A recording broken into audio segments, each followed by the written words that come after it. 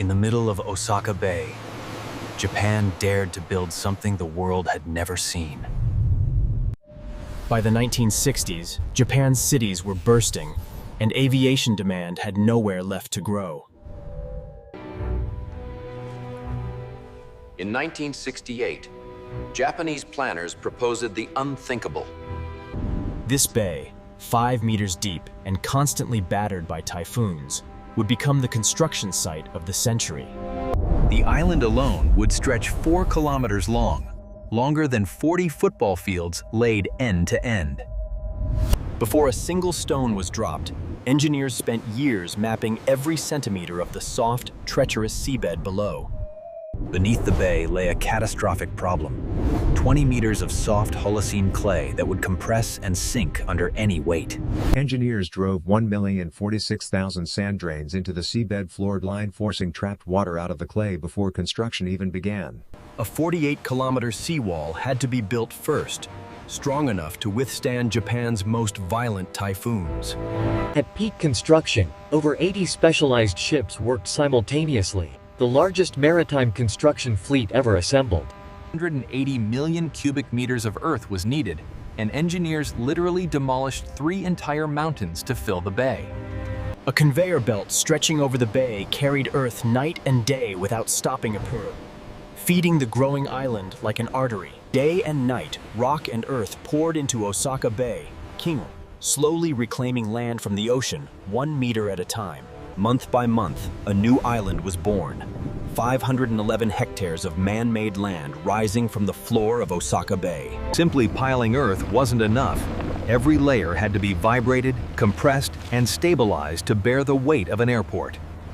Within months of construction, the island began to sink, far faster and deeper than any engineer had predicted. Settlement readings showed the island would sink over 8 meters total, nearly 3 times the original engineering prediction. Renzo Piano's masterstroke: 900 individually adjustable columns that could be fine-tuned as the island sank beneath the building.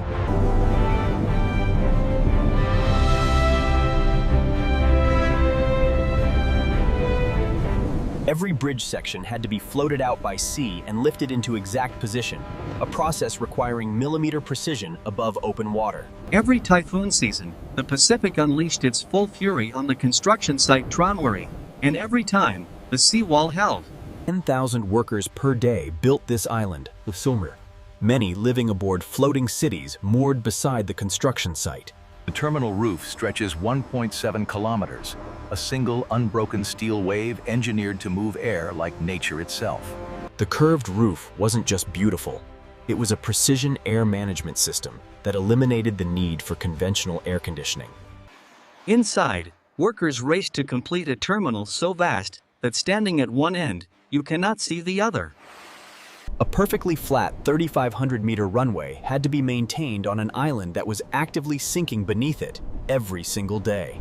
As the first wheels touched down on an island that didn't exist a decade earlier, a new chapter in human engineering was written. What began as an impossible dream had become 4 kilometers of solid ground. Opening day was just the beginning, and the island continued sinking year after year, far beyond what any model had predicted. The clay layers beneath were hundreds of meters deep of pollen, and they would keep compressing under the island's weight for decades to come. As the island sank, the seawall was losing its battle against the ocean. The safety margin above the waterline was disappearing. Engineers launched an emergency campaign to raise the seawall higher, a race against gravity they would need to win repeatedly. In September 2018, Towering Jinjak Wunli for Tualar Karunai for Tulani Surau Paddles wins. At the peak of the typhoon, a drifting 2,591-ton tanker slammed into the only bridge connecting the island to the mainland. With the bridge destroyed and the storm still raging, 3,000 passengers were completely cut off from the mainland. The only way off the island was by sea, Coast Guard vessels fighting through storm swells to evacuate every stranded passenger. When Jebi finally passed, the full scale of destruction became clear sight.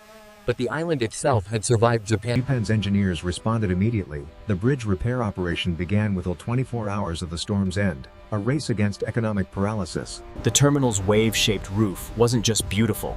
Its aerodynamics meant typhoon winds flowed over it rather than through it. Not content with one impossible island, Japan began constructing a second, applying every painful lesson learned from the first. Island 2 used a completely redesigned foundation system, cutting predicted settlement rates by more than half compared to the original island. In 2007, a second runway opened on a second impossible island, Kansai. Every single day, a dedicated team monitors hundreds of GPS sensors, tracking the island's relentless, slow descent into the bay. Beneath the terminal floor, maintenance crews regularly adjust individual foundation columns, keeping the building level as the island sinks beneath it. Every few years, the runway must be completely resurfaced. Differential sinking creates surface irregularities. Every pipe, cable, and fuel line beneath the island was engineered with flexible joints vents, because the ground beneath them never stops moving. The Skygate Bridge carries highway and railway simultaneously, two completely different structural load systems engineered into a single crossing. Today, Kansai Airport handles over 30 million passengers annually, the economic lifeline. Unlike mainland airports restricted by noise curfews, Kansai operates 24 hours time. The ocean absorbs what the city never could. The ocean location solved what the engineers called the noise impossibility. 300,000 residents finally free from aircraft roaring overhead. Renzo Piano designed not just an airport, but an experience. A terminal where the act of departure feels worthy of the journey ahead. While passengers sleep in departure lounges, Kansai's cargo terminals run at full speed, processing billions in pharmaceutical and electronics freight every night. Built in earthquake-prone Japan, every system on the island was designed to flex and absorb seismic energy, rather than resist and fracture. The construction displaced ancient fishing grounds, but decades later, marine life has begun reclaiming the seawall's underwater. Engineers project the island will sink a total of 18 meters by 2100 PUL, and every centimeter requires a planned engineering response. Keeping the island functional costs hundreds of millions annually saved.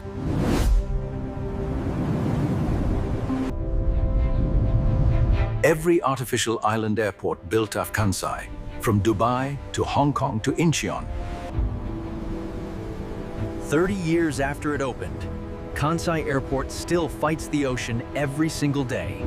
Every dawn over Osaka Bay, the same miracle repeats. An airport on the ocean opens its eyes and welcomes the world.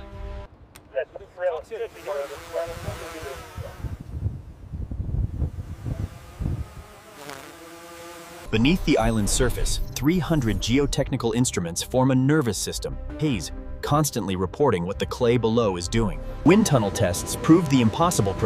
The curved roof actually becomes more aerodynamically stable as wind speed increases toward typhoon force. The terminal roof contains 82,000 tons of steel, yet its curved geometry means every member carries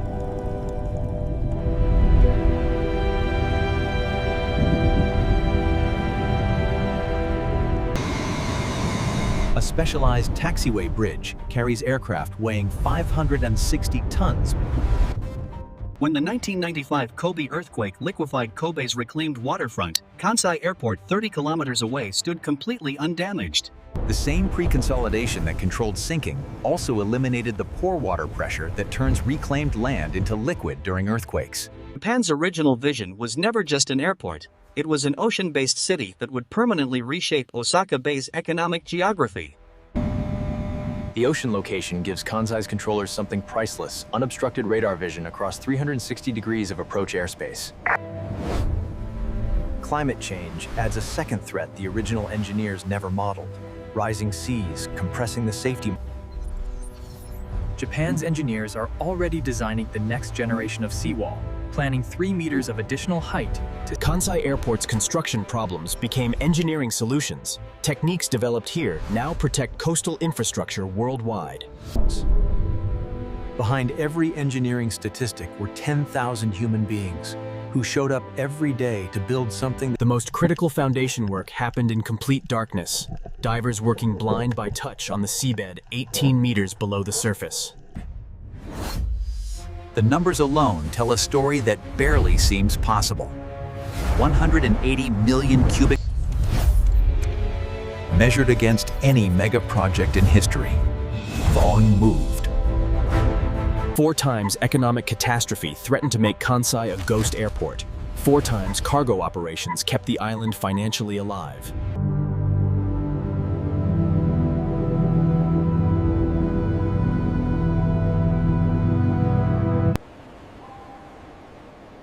In 2020, the terminal that cost $20 billion to build fell completely silent. By 2023, Kansai was busier than ever before in its history, the airport proving more resilient than. Japan's planners are already designing Kansai's third act, a hydrogen-powered expand. Every skeptic who said it couldn't be done, the ocean proved them right, and Japan proved them wrong, every single day for 30 years. The geotechnical textbook written beneath Osaka Bay is now standard reading for coastal engineers on every continent on Earth. A single bridge carries road, rail, and hope, the only thread connecting a man-made island. The ocean never accepted the island, and the engineers never stopped defending it. 30 years in, neither side has blinked.